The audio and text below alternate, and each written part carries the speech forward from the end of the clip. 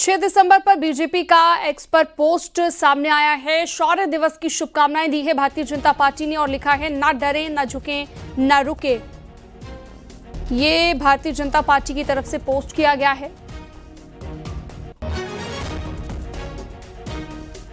तो बड़ी खबर इस वक्त हम आपको बता रहे हैं, आपकी स्क्रीन पर आप देख सकते हैं, ये वो पोस्ट है, ना डरे ना झुके ना रुके।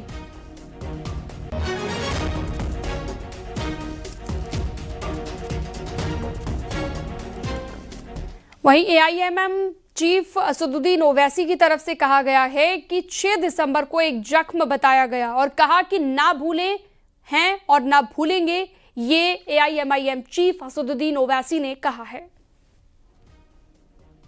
कि ना कोई मंदिर को तोड़कर वहां पर मस्जिद बनाई गई, तो फिर किस बुनियाद पर वजीर आजम इस तरह की बात करते हैं?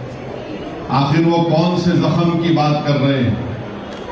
जख्म तो वो है कि 6 दिसंबर 92 को मस्जिद को शहीद नहीं किया गया, बल्कि भारत के संविधान को कमजोर किया गया, आइन को, रूल ऑफ लॉ को कमजोर किया गया, उसको जख्म दिया गया। और आज वजीर आजम इस तरह की बात करते हैं। मेरे अजीज दोस्तों और बुजुर्गों, तकलीफ इस बात से भी होती है कि सुप्रीम कोर्ट के एक जज जो उस बेंच पर बैठकर जजमेंट लिखे, रिटायरमेंट के बाद इंटरव्यू में कहते हैं कि जो मंदिर को तोड़कर मस्जिद बनाई गई। दरअसल बाबरी मस्जिद पर सियासी तकरार जारी है, जहां पर एक तरफ बीजेपी ने शौर्य दिवस की शुभकामनाओं के साथ लिखा, न डरे न झुके न रुके। वहीं ओवैसी ने कहा कि ना भूले हैं ना भूलेंगे।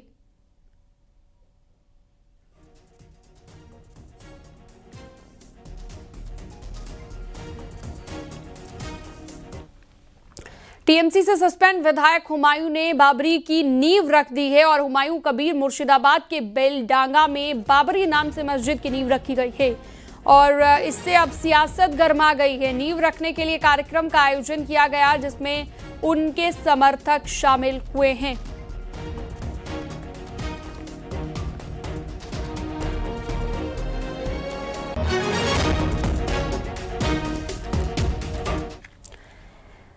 बढ़ते आगे और अगली खबर आपको बताते हैं। बंगाल के मुर्शिदाबाद में हुमायूं कबीर के बाबरी मस्जिद की नींव रखे जाने पर यूपी के डिप्टी सीएम केशव प्रसाद मौर्य का बयान आया है।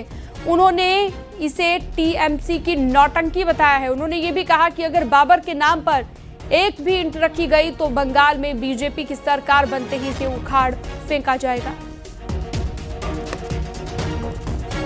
ये सब टीएमसी की नौटंकी है। बाबर के नाम पर एक भी ईंट रखी गई तो सरकार भाजपा की वहां आने वाली है, उस एक एक ईंट को उखाड़ करके फेंक दिया जाएगा।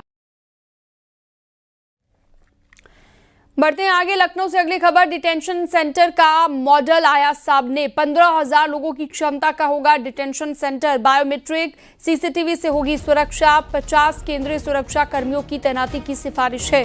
गृह विभाग को जांच के लिए डिटेंशन सेंटर का मॉडल भेजा गया। सीएम योगी ने डिटेंशन बनाने के लिए आदेश दिए हैं। 17 नगर निकायों में बनाया जाएगा डिटेंशन सेंटर।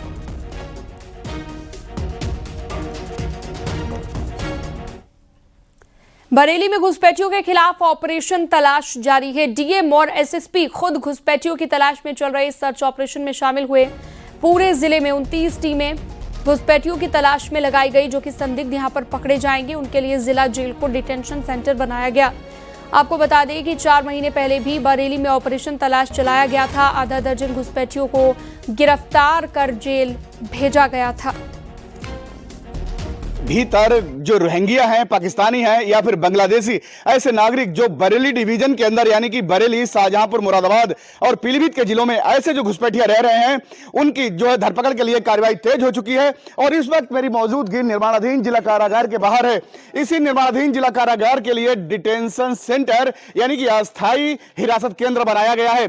बरेली के जिलाधिकारी और कमिश्नर ने यह चीज के लिए निश्चित कर दिया है कि बरेली की निर्माणाधीन जिला कारागार ही डिटेंशन सेंटर है। और यहीं पर वो ऐसे अवैध अब जो घुसपैठिए हैं, चाहे वो पाकिस्तानी हो, रोहिंग्या हो या फिर बांग्लादेशी हो, उनके लिए चिन्हित किया जाएगा और इसी डिटेंशन सेंटर के भीतर रखा जाएगा और इसके बाद उनके लिए FRRO के जरिए जो है उनके लिए उनके देश वापस भेजा जाएगा। मैं रामविलास सक्सेना, न्यूज़ 18 बरेली।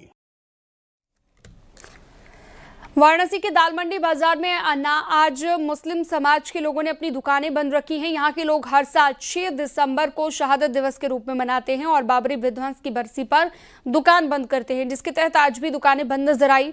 मुस्लिम बाहुल्य क्षेत्रों में दुकानों पर ताले लटके हुए दिखाई दिए।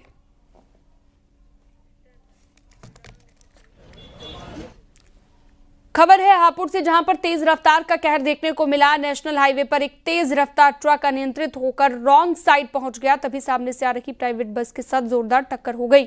बस में सवार करीब आधा दर्जन यात्री घायल हो गए, जिन्हें मौके पर पहुंची पुलिस ने अस्पताल में भर्ती कराया है। हादसे में दोनों गंभीर रूप से घायल हो गए हैं, जो बाइक सवार था वो भी और सामने वाला शख्स भी जिसके साथ टक्कर हुई। दोनों घायलों को स्थानीय अस्पताल में इलाज के लिए भर्ती कराया गया।